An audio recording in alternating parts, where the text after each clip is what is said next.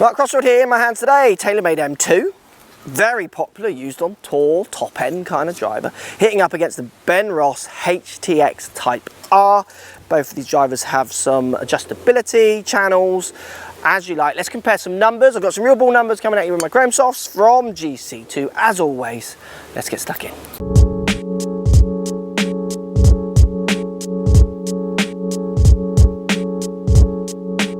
Good old-fashioned compare then, shall we?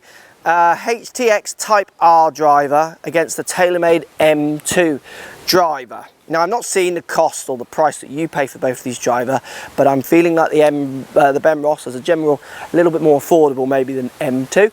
Let's see if you get anything more for your money or not. Both of them come with channels on the bottom. Speed Pocket, TaylorMade call theirs. CT response channel is what Benross call theirs. Going to keep ball speeds more consistent across that face. Weight lower and further back in M2, non-adjustable. You get a neck which is a bit more adjustable M2. Benross, you get fixed weight like you do on M2, a bit more in the middle, so lower forwarder CG than maybe M2. In theory, should be lower spinning. And you get a sleeve as well where you can change the loft around on the sleeve. I did struggle a bit with the sleeve in the Benross. It was not that intuitive and hard to unscrew and screw back in. Didn't have a click. It just didn't fit. It felt a bit more clunky. Putting them down by the ball, M2 is hard to compare to any driver in the world, not Benross, because the M2 does just look as good as a driver can look. It's got the composite top, titanium face and crown and half of it, white to black. It looks stunning. That doesn't say the Benross doesn't look good. It does look very nice as well. I don't like how much loft I look at out the Benross club, even though I've got it cranked down in its loft from 10.5 down to I think nearly 9. Where I've got this down in the near 9 as well in the M2. M2 loft looks a little truer, which I think will come out in the numbers when we look at them. M2 looks bigger, more stretched back as well. It's a little bit more, reminds me of the Ping, the Benross does. Let's start then with M2. I've tried M2 against many drivers in my compares. And I'll be honest with you, it produces as good as numbers as anything out there. It always does. So this is going to be a bit of a stern test for the old Benross.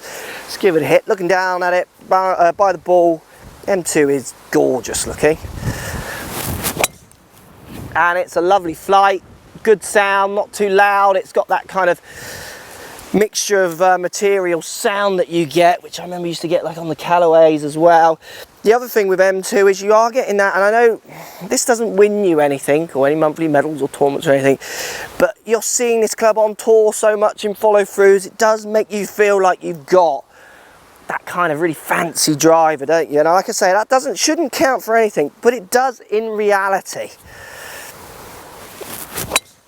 Makes a nice sound, it's a good flight. I could game M2, I get very good numbers off it. It kind of has, I don't know what their sales of M1 are like, but M2 for TaylorMade just does work. So let's compare that to the Benross. Like I say, we're going to show you some of the real numbers in a second. Benross for me doesn't look as good, looks okay. I don't like how in fact I'm staring at so much loft, even though that's meant to be down to 9 degrees. Let's give it a hit.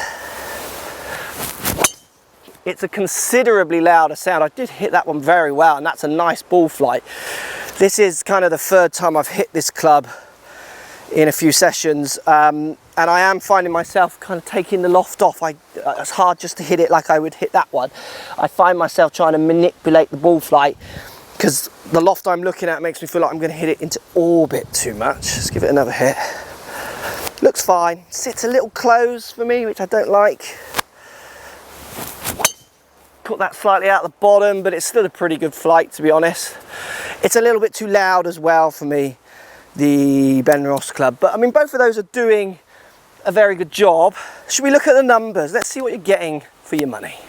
Numbers time then. What do you get? So 235 with the Type R from Benross. Furthest hit got on this occasion to 238. I think I get some in the 240s when I actually rip it. 3.2 spin. It's spinning at 3,200 revs. It's just too high for me on a club that does have adjustability and the weight's meant to be forwards. TaylorMade M2 256, topping out at 263. It's my normal numbers, 2.4 average spin to 3.2. The low spinning one's at 2.1, 2.2, so I get a 2.6 in there because of strike more than anything else. I had a 263 carries, a 2.2 spin and 2.1, nearly 2.2 again. That's what I love about the M2, and I've said it in nearly every video I've done with it. It does perform really, really well. That's why I compared these two. You're taking two clubs that are thinking about cost, even though they're not the same. Obviously M2 is much cheaper than say M1, but still trying to keep that performance up there. For you purchasing any of these clubs, you've got to work out what numbers you're willing to sacrifice on. Is it these? Spin, launch, peak height 36 with TaylorMade to down to up to 40 average with Type R, which is just too high, which is why I'm losing that distance. Do you want to lose the 235, or do you want to lose the £100 or the £50 or those kind of things? It's those numbers what I can't work them out for you. I know I'm going M2 all day long. I would save, I'd work harder. For me, in my sports, I always took them quite seriously. Even if I'm not good, I want the best equipment.